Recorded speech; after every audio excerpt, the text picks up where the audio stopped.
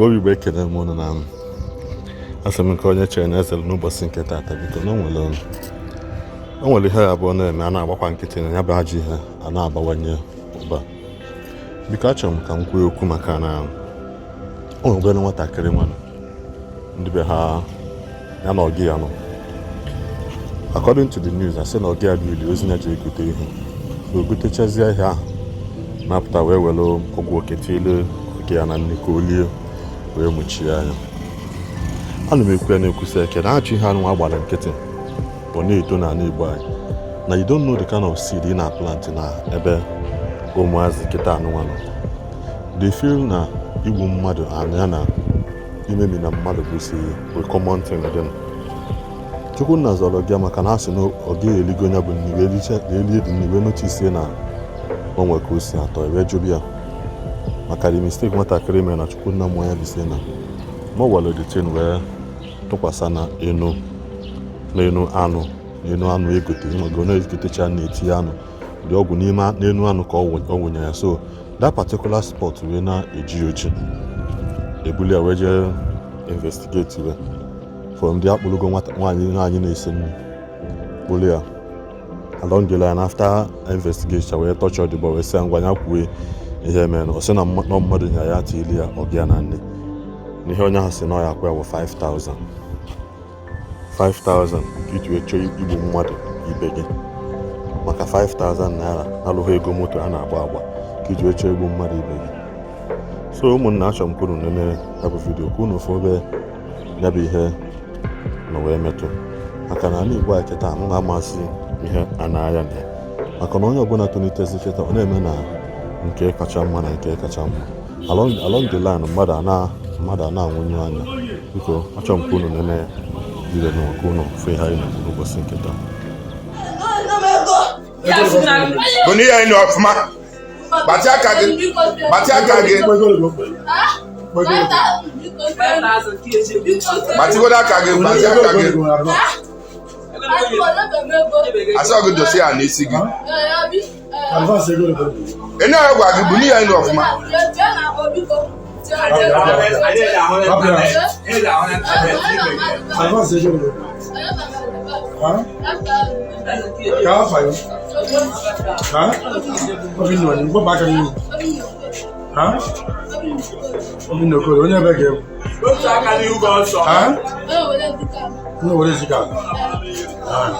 so ego ole ka kedu afọ onye asụ ugbu ọ gara ebuka afọ ya ego ole ka ọ kwụrụ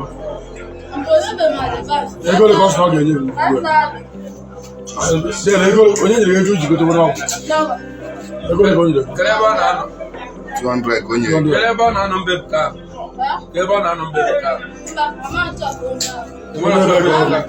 ọ na-ebutere unu moto mana ịma ya dị ya mara ebe obi anyị tụrụ ka ihe otu ebe ya egosi anyị ebe ahụ nna daalụkwana ụmụnne m ka ekwuru mme na mgbede a na-abịakwa na ihe a nsendịrị dị enwe obere nwa nsendịrị n'ebe a na-ekelewe Chineke nna ihe Chukwu mere ya tata nwatakịrị a ka ọ gaghị dịbịa gote nri na sheda ya bịa kụchaa nri anyị resicha ya nne nwatakịrị bụ nne pụọ n'ụzọ were ọgwụ oge tinye nri ọ gaghị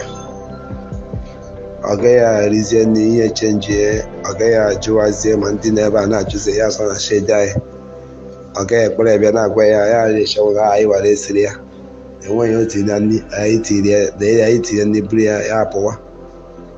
Ndị so ọga ya bịa sị na ọnwụ na oke etiri ya na a ga-atọrọ ya atọrọ o were wee n'elu anụ sọsọ ọgwụ oke na since after 7:30 abịa kpọrọ nwunye m ndị sekuriti kpọrọ ya gawa ọfịs sekuriti ha nọ n'ọfịs sekuriti ya ka after almost 11 ka ha jepụta mụ nọ na-ere na amaneji ndị kọstọma na-eresi onye ọrụ na nri na ihe anyị ji sigazi ndị ọnụ ya wee biko onye ọ na-eso ekele Chineke na ihe mere n'abalị ka ọzọ ọbụla disi ma nwụrụ na eweke disi ya ma ọwụ sọsọ afọ ọjọọ agaghị emepe shop ndị ga-asị na ihe niile a na-ewu na makingi onye azụ jụrụ ebe a na-ere ndị asị makingi na onye ka ọ na-eme ụfọdụ gasị na iko ya jụ eti Chineke ji aka ya wee lụrụ onwe ya afọ ndị niile sokwana ma ndị sekuriti ndị na-abịa eri na shọpa onye bịa asị m na ọ dịghị a ga-eme na shọpa anyị ahụ ebe a ga-afụ isi ya ndị sayensị shedi anyị niile wee soro gawazie ebe ahụ onye gazie ebe ahụ onye akwụrụ ka ọ soro ụfọdụ enwe ndị ma ndị anyị na-adị na mma ndị anyị na-adị na mma onye na ya asị na ọ na-aga ka ọ ga-ejide aka ya n'onye menụ agazie asị na ndị sekuriti ma etiwezi dịbọ ihe pịawazie ka o tiweziri kwuwezie mmadụ kwụrụ ya mmadụ gwara na ọ ga-akwụ ya 5,000 ka otu ya gbuo oge ya ahụ mmadụ kwụrụ ya 5,000 so na onye ya enyebeghị ego onye aka na-etu onye ya wee gote ọgwụ ahụ na ọtagaghịsịpụta n'aka ya ọnwụnwa nke n'abalị ya ka nsị maazị kwuo onye ọbụla kelewe Chineke nna ọzọ ya ọnwụ na ụnụ n'ebe afụ ihe meta ọnụ gaba na ya ọwụkwa obere ihe the man erikwe na nne obere Chukwu mekwa ebere ka a ghara iwe ihe mere ya ngwa ahụ na ha hapụzi eche manụ anyị na-amazi ebe manụ ihe metọpụziri. Oya, look at me. What is your name? Obinna. Obinna Okole. Are you a native of where? Huh? Where is Kala? Which local government? Orumba local government of Anambra State. What are you doing in a living? Are you a student? You are learning work. Do you know the name of your organ? Are you living with your parents? Talk. Say yes. Yes. Yes, you are living with your parents. Can you tell me the name of your parents? The name of your dad? Ebuka Onye. Ebuka Okode. The name of your mother uncle? Chisom Okode. Where do you live? Number what? Number 4 Amesi Street, Ugwabobosi, Anambra State. You say you are an apprentice. To who? What is the name of your oga whom you are serving? Known as Ejima. Odinaka Ikemba. I saw food in front of your face. What type of food is this? Egusi soup. And Orami Simba. There's something black on top of that meat. What is that thing? Poison. He said something. He said poison on top of the meat. Who put the poison? You are the one that put the poison. What of this one? What is this? Semo. Okay. You are the one that put poison for your master food. Talk now, I can't hear you. You say what? Yes. What makes you to put poison in your oga food? What makes you, who give you this poison to put it in your oga food? Nobody. Speak English. I can't hear you.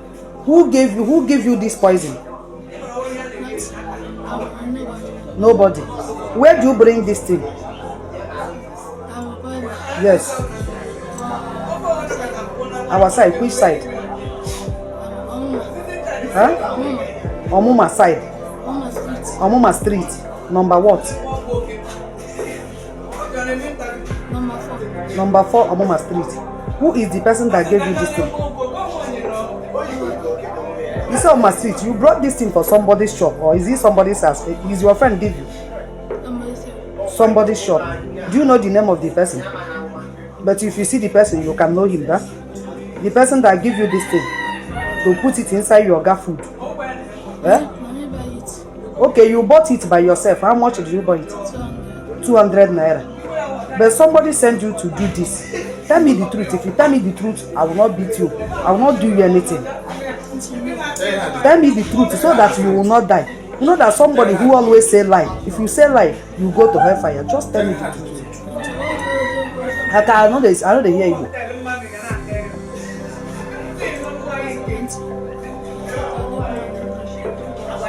Who send you? Who give you this thing? You say you bought it 200.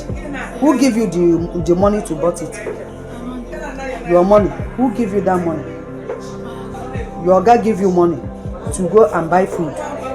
Then after you bought the food, to go and buy food. Speak now. Yes. After you buy the food, then what happened? I